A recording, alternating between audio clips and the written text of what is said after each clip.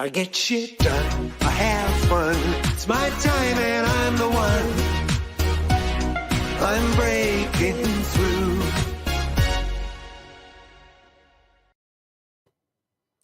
Hello and welcome. I'm Coach Phil, host of the Business Renovator. But who cares? Because we have a superhero in Mazda Man. Have you ever heard of him? Do you know what he can do?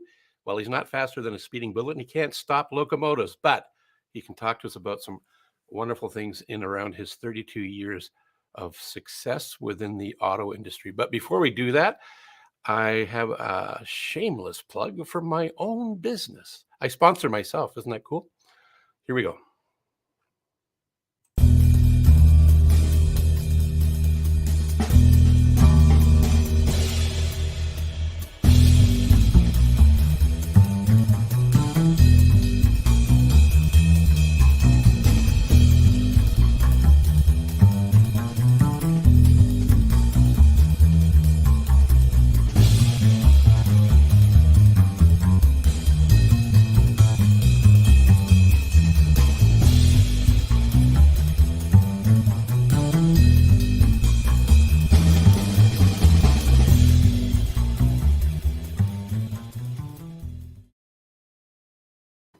You ever had a question for a business coach? Good news is now you have access to one who has access to a couple of hundred around the globe. So maybe something around time, team, money, or what's next? Do you want to expand? Do you want to exit the business?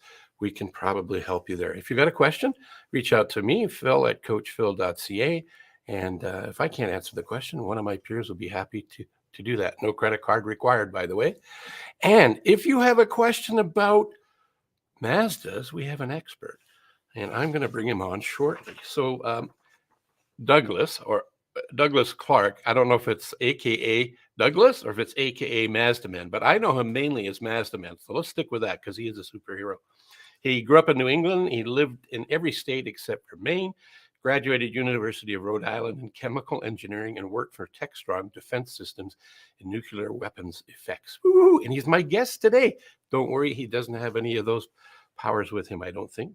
Then he pivoted to sales when contract with that company expired, became a Mazda owner in 85, that's 1985, and started selling on the advice of a friend he used to play racquetball with. I sort of remember racquetball. And he has worked at Ira Mazda almost 32 years now with thousands of happy clients. Let's bring him on.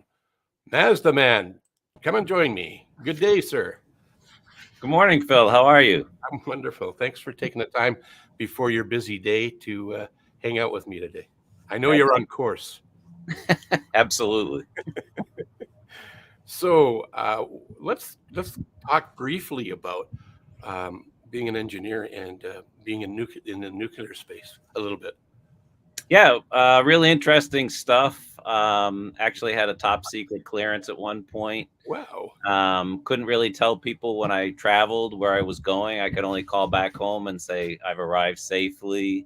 Did a lot of materials work when I was in college, specialized materials. And then it's really on the job training because you don't go to school to learn about nuclear weapons. So it was an interesting 4 years, very technical, not people oriented whatsoever. So it's kind of interesting that I did pivot to something that was, 180 degrees, totally different. You know what you make me think of is a quote by Steve Jobs, and he talks about we can't connect the dots moving forward. We can have goals and aspirations, but it's never a straight line. It seems to weave, right? But we can look backwards to where we've come. Yeah. And an interesting path. You went from secret stuff you couldn't talk about to playing racquetball, and a buddy tells you about sales, and you stepped in.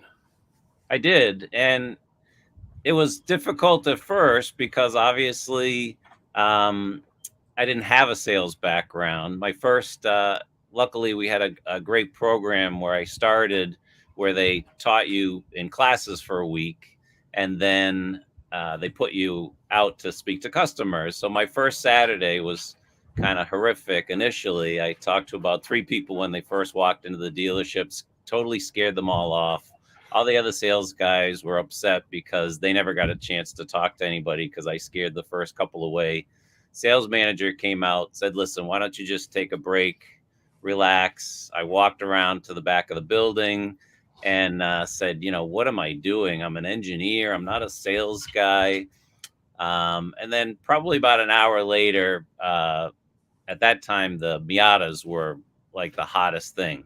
So at the time, a young lady came in, the sales manager grabbed me and said, go talk to that person, because he knew that she was there to purchase a vehicle. And once I made that first sale, my confidence level rose, and the rest is history. Isn't that interesting? I'll push the right buttons and you can see my lips move. Yeah, it's getting over that threshold of breaking the ice, right? Some people might have run after that experience, run away, right? Right. Because selling isn't the easiest career out there. Tom Hopkins, one of the sales trainers from years gone by, I don't think he's still teaching, but he said sales is the easiest, lowest paying work and the highest paying hard work out there. And man, 32 years with one dealership, that's impressive by itself, but 32 years in the same profession, that's crazy. There's not a lot like you out there that are lifers. It seems to be very transient. And I speak from personal experience because I didn't meet anybody at racquetball that told me I should go into sales. However, it was at a hockey rink. There you go. Yeah. And I was strategically put myself at this rink to play hockey, though. It was with a company I wanted to work with. And I actually did want to go into sales. It was something that I was aspiring to do. And I had read a book by Alan Akins, I believe. And it was all about goal setting and how to get to where you want to get to and some strategies. So it said create a goal group. And the goal group was the hockey. And there was, two teams that got together. Most of them worked for the company or were contractors to this home builder. And I wanted to work for them. That was my mission in life. And one of the sales managers said, hey, Jilks, have you ever thought about going into sales? And that's where it started for me. But I didn't jump at the opportunity right away. I put it off. And then when I had the courage, talking about courage, like you were wondering what the heck you were doing that first day, I finally got around to calling him. I think it was probably, 2 weeks later. He says, oh, it's too bad you didn't call yesterday. So one of the things is if you get a hunch or an opportunity, act on it sooner so that you have a better shot to get there. So I ended up knowing I wanted to sell. I thought, well, I'll go learn how to sell cars because that'll be easy. It was a wonderful experience, though, in terms of what you just talked about. I think you do learn a lot in the car industry. You really learn perseverance because it does take a lot to initially get going. My first experience was tough. My first year was even tougher. Personally, I got divorced the first year because, you go from being an engineer, a nice 9-to-5 job. Now you're working weekends. You're not home. You're not doing things. So it's just a total different experience. But I will say that it taught me, my self-esteem level went through the roof. It taught you how to be personable, how to interact with people, which I think is a little bit of a lost art these days. I'm a relationship type of person. I like to get to know like what my customers do for a living, what their hobbies are, what their interests are. To me, that's really interesting. And not only is it interesting, it's kind of fun. And you learn a lot from people by getting to know who they are. Before the show, I shared a card that's part of my theme. I'll put it up here. No one cares about you until they know how much you care about them. I attempt to live by that motto day in and day out. Sometimes I mess up. I'm human. I'm thinking you probably have some kind of, if it's not that statement, that's kind of a common thread throughout the 32 years of your experience of being in the customer service industry via cars. Yeah, you always want to, put the customer first, especially once you get to that point. The 3-year point is kind of where things take off and they become much more easy, you have people coming back, they refer you people. So if you do the right thing, number one is attitude. So when a customer walks through the door, greet them, be pleasant, really get to find out what they are looking for. And you might not have that solution. I mean, in the car business, there's hundreds of choices. So you find out what they like, what they don't like, and then you show what your product has versus maybe what else they might be looking at. You take them on a nice demonstration drive, and then you let them make the decision. I let them know that they're always in charge. It's their money, and they need to do what's best for them. Yeah. Or choices. And I think the choices are becoming even more plentiful, aren't they? With the different, there's new product offerings that seem to be popping up all the time. Maybe that's an overstatement, but it seems that way. No, you're absolutely right. And even in our line, we have some new vehicles coming out. We already have 3 SUVs, which everybody seems to be flocking towards. We have a CX-30, a CX-5, a CX-9. We're coming out with a CX-50 in April.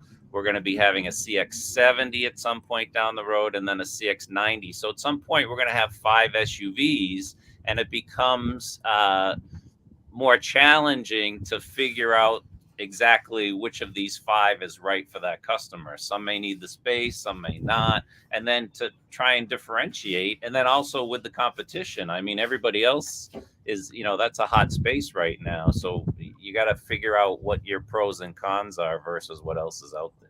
And then what about whether you should have gas or hybrid or electric? Right. And we unfortunately, we haven't gotten to that space quite yet, but we are getting there. We have our first electric vehicle, which is currently in California. And then we will be having hybrid vehicles, several of them coming out probably next year. Right. And that's just within your product line, and all of the competition. Like you say, there's so multiple choices. As a consumer, I feel overwhelmed with the diversity and the options out there. How do you know what's the best thing for you to invest in? Right. Although I will say, so selling today versus selling years ago, I think it is easier because years ago you didn't have the internet, you didn't have the tools. You might have had a few magazines, and people would really go from dealership to figure out by talking to actual people and driving the vehicles, seeing the vehicles. So the closing ratio at that point was 20%. So basically 1 out of every 5 people that came in would buy a car from you.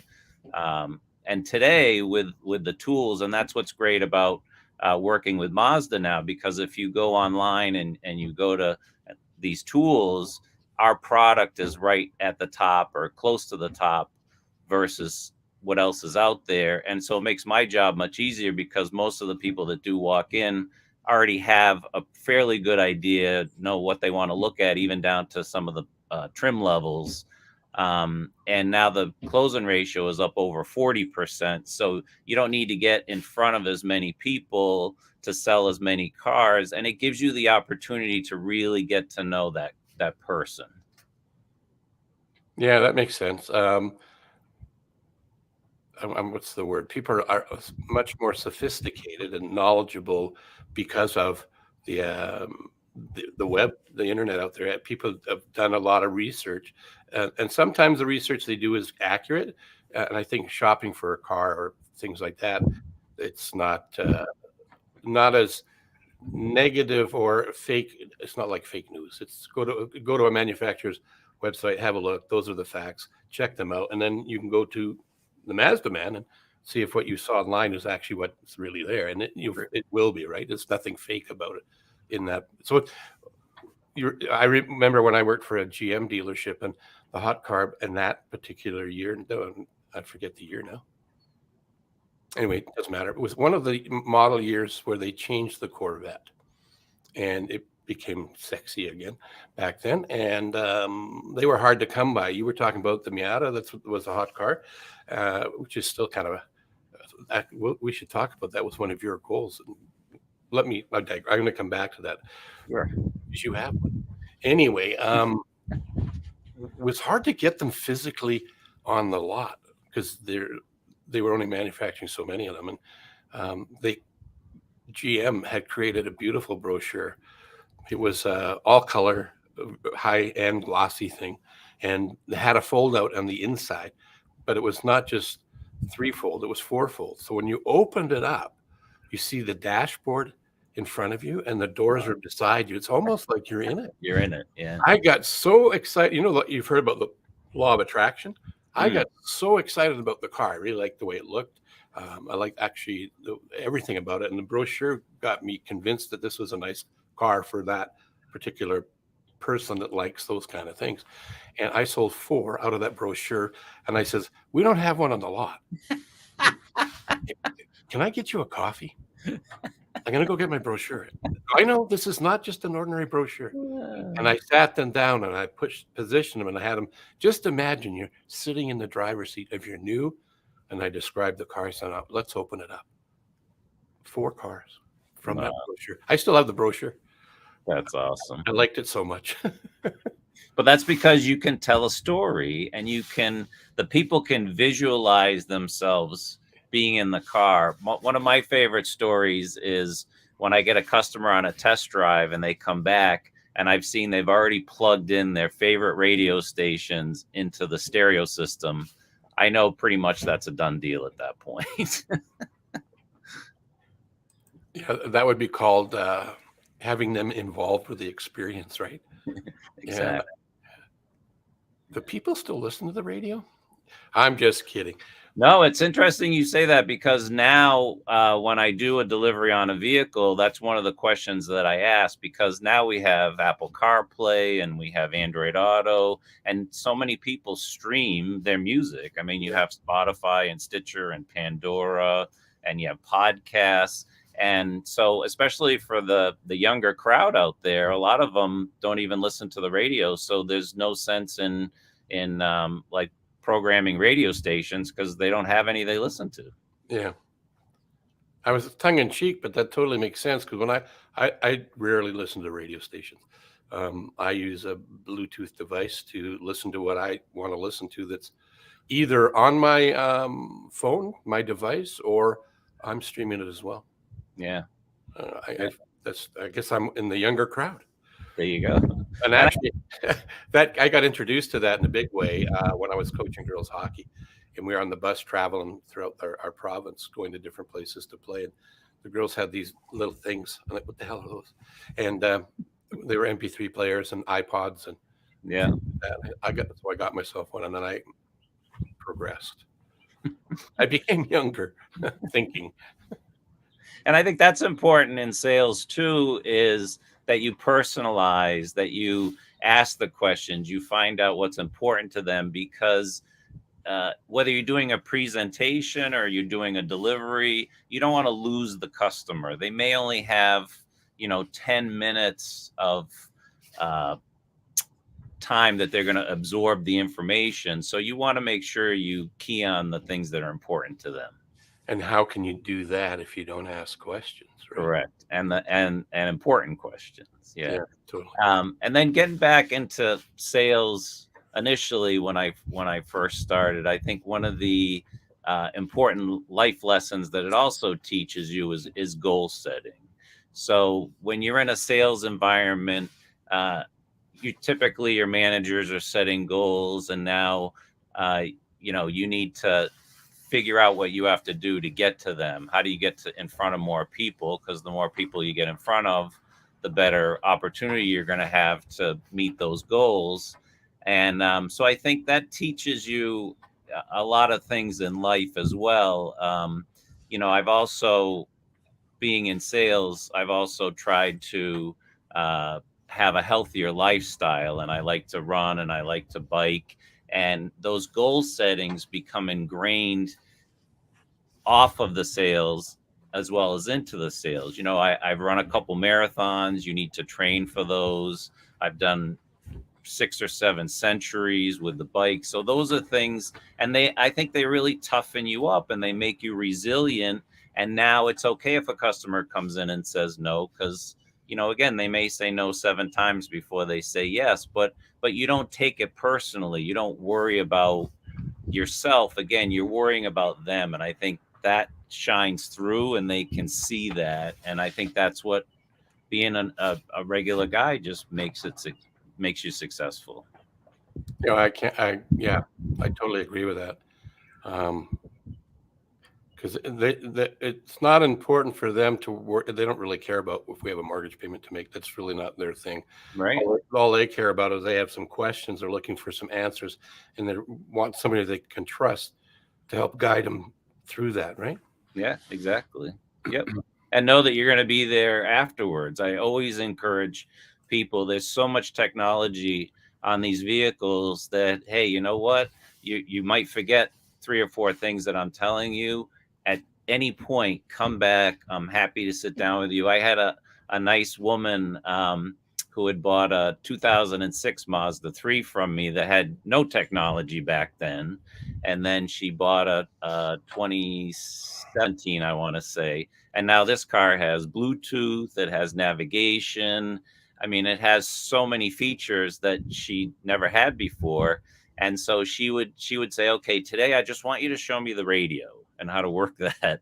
And then she would come back a couple weeks later and she'd be like, okay, now I'm ready to learn about the navigation. So I want you to sit with me and do that. So she probably came back 5 or 6 times, which is fine. And those are the people that you really bond with, and they really do become your friends. She, when it was Christmas time, she sent me a nice box of chocolates, and those are the things that you want to leave as your legacy. You want to be known as a helper and someone who takes the time to get to know people and is interested in them.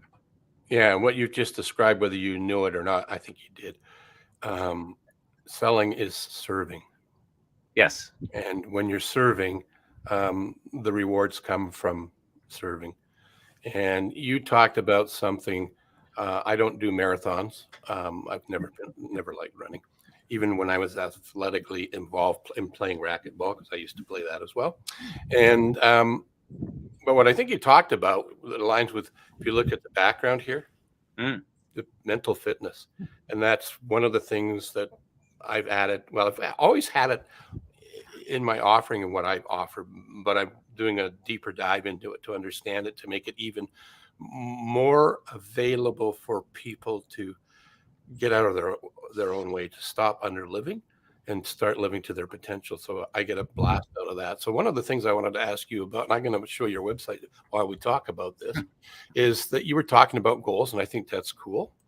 And you had a goal. You've had lots of goals, but one of the ones that sticks in my mind is one that happened in fairly recent times. I don't think it was this year because it's just very short. It was either last year or latter part of 2020. And I'm going to see if it's up here before I think it's right here. I think, well, if that may not, no, that's not it. Where is it? I might not see it. I thought I saw a post up here. Oh, why don't you just tell them what it is? Yeah, so I've always had a lifelong dream to own a Miata, the MX-5 convertible, and when I first started, that was the hot car, and I always thought, geez, I wanna be able to get maybe the first gen. I thought they were cute, pop-up headlights. Anyway, I decided with Mazda's help to get into 2021. So last April, I got my own Miata. That was kind of one of my goals, and thankfully, because of my customers and my income, I was able to get it before I retired, because that was kind of going to be my early retirement present. And I've just got to say that I think this pandemic has really changed a lot of focus for people. And certainly it changed my focus. I've lost a few people that were near and dear to me. And I think as long as you can do it financially, I've seen it with other people, that you don't know if you're going to be here tomorrow, and you want to reward yourself for the hard work that you've done. So it's been a blast. Here's a picture of you doing some of that hard work that you were telling us about. Right? What else do we got there? There's another happy customer. Yeah. Oh, Miatas. I thought I had seen one in here, but I must have been hallucinating. Look at Well, that. it's still February, so I haven't delivered too many Miatas here in New England, but we're definitely getting into the season. I have actually one that I'm waiting to come in that I have sold for a customer. But this is the fun stuff, and look, thankfully the customers are willing to go onto social media and be with their cars, and that's probably the most gratifying time for me in the sales process is delivering that vehicle, because who doesn't want to get a new car? Yeah. We just don't want to pay for them. Right. I don't talk about that part. Oh, no, we were sorry. I brought up the PowerPoint. Anyway, But actually, our cars, the nice thing about Mazda is, as far as value, they really give you a lot of bang for the buck. They do check off all the boxes. They're everything we make is a top safety pick plus. Most everything we make is quadruple 5-star crash test rated with the government. So no matter where you sit in the car is rated 5 stars. We were the first car company to have an average corporate fuel economy of 30 plus miles per gallon. So we're very fuel efficient, and we're very reliable. Consumer Reports gave us #1 last year over every single brand, and this year we were second to Lexus by a point. what? Yes. Wow. Reliability. Yeah. Yeah, that's fantastic. Yeah, and Mazda, very smart in their marketing. A few years ago, they had a meeting. They picked 50 of the most best Mazda people, and I was fortunate enough to get picked for that. And basically, they wanted to see what they could do to increase the loyalty in the brand, because they knew they had a great product, but their loyalty numbers were a little bit down. And so one of the things that came out of that was the customer experience, that you need to really give the customers a great experience. And Mazda kind of pivoted to near luxury. So a lot of the magazines now, Motor Trend, for example, is comparing our CX-5 to Lexus and Infiniti now. And I have a lot of customers, because our dealer group has over 173 dealerships. Wow. We get a lot of cross-selling now with Audi and Mercedes, because our cars really are starting to measure up to those vehicles without having the high price tags. So, oh, that's good to know. I might be a Mazda man one day. You just never know. that's true.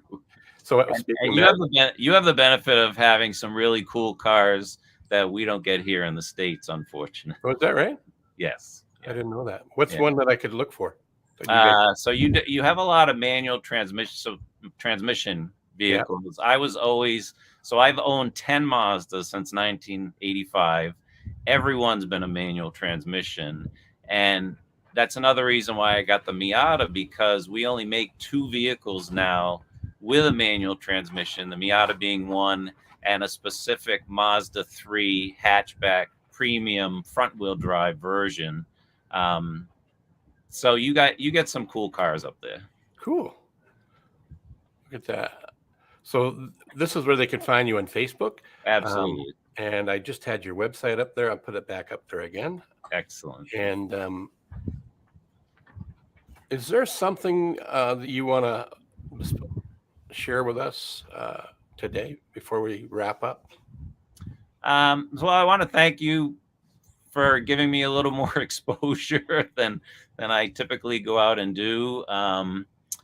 Anybody who's watching this, I think one of the great things about sales, and I've kind of coached a little bit with my nephews who are now in sales, and they're doing really well. This kind of the sky's the limit. I mean, if you really wanna to be the best, you can do that. You're a perfect example. Somebody needs a mentor to reach out to do that with, to provide guidance. That those things are kind of important. in sales, and just to kind of enjoy it. You get to the point, I think, in life where financially you become okay, and then the rest of it's really a lot of fun. Yeah. And getting a mentor early and having one consistently is a really good idea. Off pre-show, we were talking about my experience when I was working for a particular brand, and I started hanging out with the Ain't It Awful Club or the Coffee Club, and they were telling me their opinions about somebody who was walking on the lot, about how they could never get, because of their race, they could never get finance, they could never do this, and that, all this stuff. My mentor grabbed me by the arm and pulled me away, and he says, "I thought you were serious about being a professional. Stay away from these guys." So I did. I went out and talked to that gentleman, gave him a demo like you would do. He didn't buy the car that day, but he wanted to bring in his trade, which he didn't have with him. And he said he'd come back the next day. The coffee club guy said, he'll never come in. He can't get financed because of the color of his skin.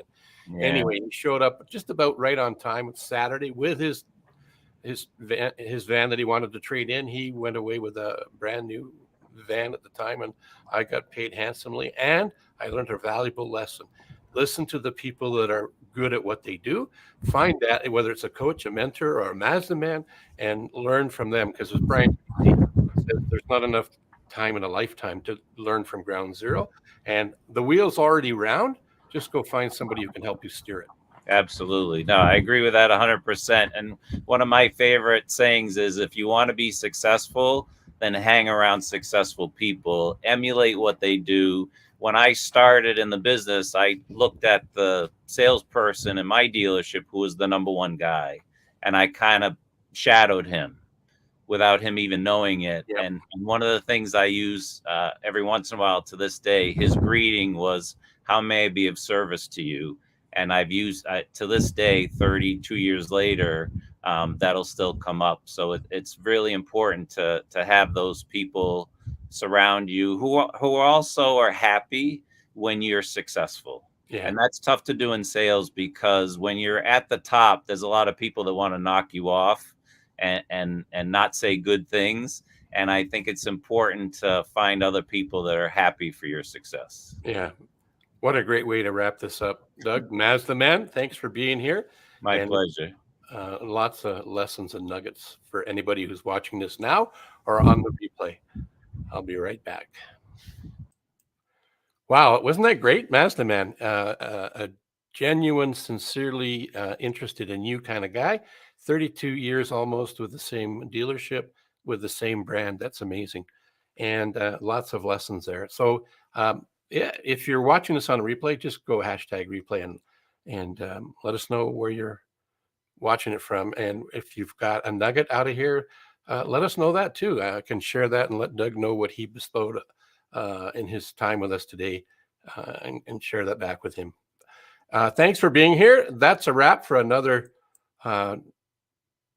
Business Renovator session. So until the next time, I want you to be wonderful. And where is that wonderful? There it is right there. So that is the you in there represents you, because you are wonderful and you are unique. So go act like yourself. I get shit done, I have fun. It's my time and I'm the one. I'm breaking through.